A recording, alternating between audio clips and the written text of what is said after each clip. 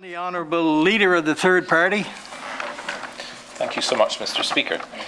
Yesterday, we celebrated the Day of the Child, and everyone in this House reconfirmed our commitment to care for all children.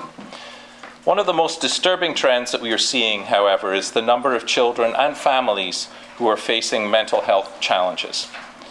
Despite that, we have been unable to maintain a full complement of clinicians in community mental health children's services. A question to the Minister of Health and Wellness. How many of these positions are there currently, and how many of them are vacant? The Honourable Minister of Health and Wellness.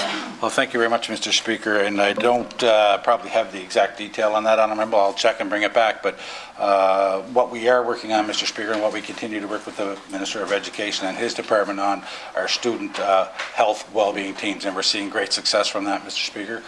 We continue to invest in our youth programs, and in light of an announcement last week of a new $100 million dedicated to mental health and addictions in Prince Edward Island, we'll be working on adult programs. So, Mr. Speaker, I can assure the Honourable Member that from birth to adult, we have a very primary focus on health, wellness, and we'll continue to look at those numbers and improve if they need to be improved. And I'll bring back the exact number of people that we have working in the system, Mr. Speaker. Thank you, Minister.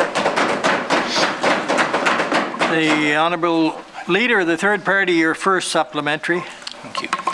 Thanks, Mr. Speaker. I understand there are significant vacancies, and with these vacancies, we are hearing concerns from families who are in need of the longer-term intensive focus that those sorts of significant mental health concerns demand. These families are claiming that services beyond crisis intervention and triage are unavailable in community mental health centres. To the same Minister, why has it been so difficult to retain staff in children's community mental health? The Honourable Minister of Health and Wellness.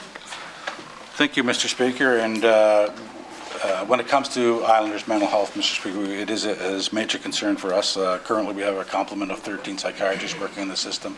We are speaking with psychologists, and obviously UPEI is developing a new psychologist program, Mr. Speaker, which we hope that we can attract psychologists to work in our mental health system on Prince Edward Island in the coming years, Mr. Speaker.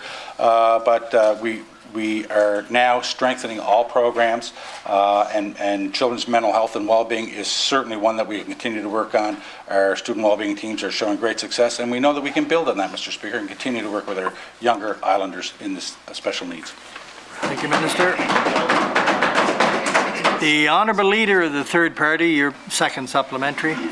Thanks so much, Mr. Speaker. We all recognise the challenges in this area, but we're also hearing from the clinicians themselves that they are stressed and anxious and frustrated with the system, and yet they're afraid to speak openly and at work or in public about where the problems exist. To the Minister, will you commit to creating a culture in this department where staff feel that they can speak more openly and actively contribute to finding solutions?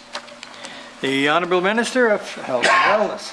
Thank you, Mr. Speaker, and certainly I encourage all my staff to, come forth with ideas, with solutions on any problems that are that they see within the department, Mr. Speaker. But as a result of that $100 million that was just announced last week in the capital budget, Mr. Speaker, and as part of consultations with Islanders that are suffering from mental health conditions, Mr. Speaker, and their families, and having conversations with them, it was clearly indicated to us that community mental health is a gap on Prince Edward Island, and that's why a lot of that money, the $40 million, part of that will be going into strengthening community mental health, to building on areas that we know that we need to get better on.